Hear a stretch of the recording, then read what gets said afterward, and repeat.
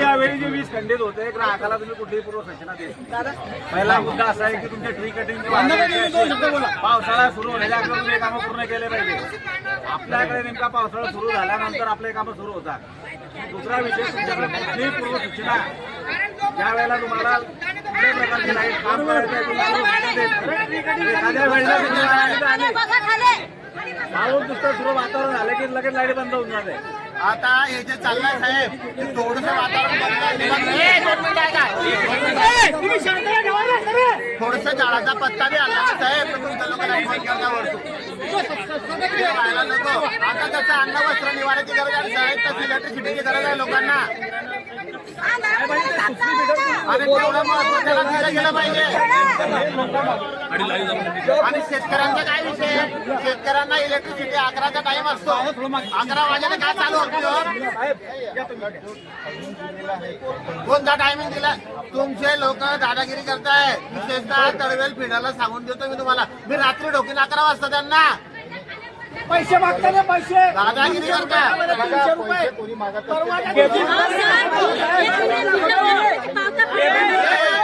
तुमचे लोक पाजताय.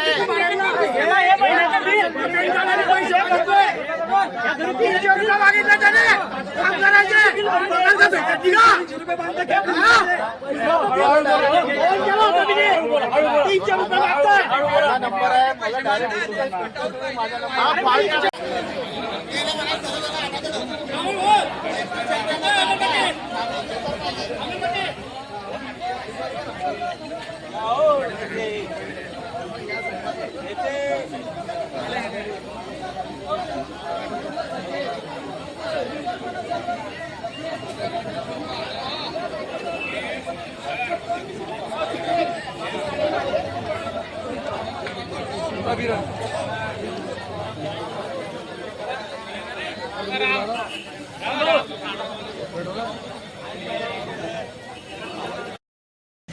आज शिवसेनेतर्फे वरणगाव येथील महावितरणच्या कार्यालयावर मोर्चा काढण्यात आला.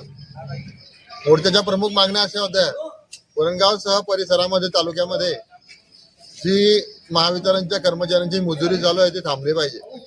शेतकऱ्यांवर जो अन्याय होतोय वीज वितरणच्या अधिकाऱ्यांकडून तो थांबला पाहिजे. त्याचबरोबर हे जे स्मार्ट मीटर बिना परवानगी बसवले जात आहे, हे स्मार्ट मीटर बसवणे थांबले पाहिजे. आणि जे बसवले आहे ते काढून त्या लोकांना सर्वांना ॲव्हरेज बिलं दिले गेले पाहिजे. कारण हे स्मार्ट मीटरच फॉल्टी हे बसवले जात आहेत. हे कारण नसताना विनाकारण कुठलेही काहीतरी गोष्टी काढून आणतात आणि त्या ग्राहकाचं मीटर काढतात ते स्मार्ट मीटर चिपकवतात. हा एक प्रकारे त्या स्मार्ट मीटर बसवणाऱ्या ठेकेदाराला केला जाणारा सपोर्ट आहे असा आमचा शिवसेनेचा आरोप आहे. त्याचबरोबर जो काही थोड्या कारणाने लाईट जाते ते थांबलं पाहिजे. आणि ज्या शेतकऱ्यांना वीज कनेक्शनचे बाकी देणे त्यांना त्वरित दिले गेले पाहिजे, अशा प्रमुख मागण्या होत्या. आणि या प्रमुख मागण्यांसाठी शिवसेनेतर्फे हे आंदोलन करण्यात आलं. आणि अधिकाऱ्यांनी आश्वासित केलं आहे, असं ते लेखी आश्वासन देखील दिलेलं आहे की आम्ही या सर्व मागण्यांच्या बाबतीत गांभीर्याने विचार करू आणि जो वारंवार वीज पुरवठा खंडित होतो तो थांबवू. त्याच्या बाबतीमध्ये आतापासूनच कारवाई करू. आणि स्मार्ट मीटर जे बसवले जाते ते सुद्धा थांबवले जातील. त्यानंतर वरिष्ठ अधिकाऱ्यांची परवानगी घेऊन जे बसवले गेले आहे ते काढण्यासाठी आम्ही प्रयत्न करू. त्याचबरोबर जो ग्रामीण भागामध्ये शेतकऱ्यांना रात्रीचा होणारा वीज पुरवठा आहे, हा जो वारंवार खंडित होतो तो देखील आता उद्यापासून कुठल्याही मुख्य कारणाशिवाय खंडित होणार नाही, त्याची जबाबदारी त्यांनी घेतली आहे. काही अधिकारी जो मुजुरीपणा करतात त्यांच्यावर देखील कारवाई करण्याचं आश्वासन अधिकाऱ्यांनी आम्हाला दिलेलं आहे. आणि आजचा हा मोर्चा सक्सेसफुल झालेला आहे.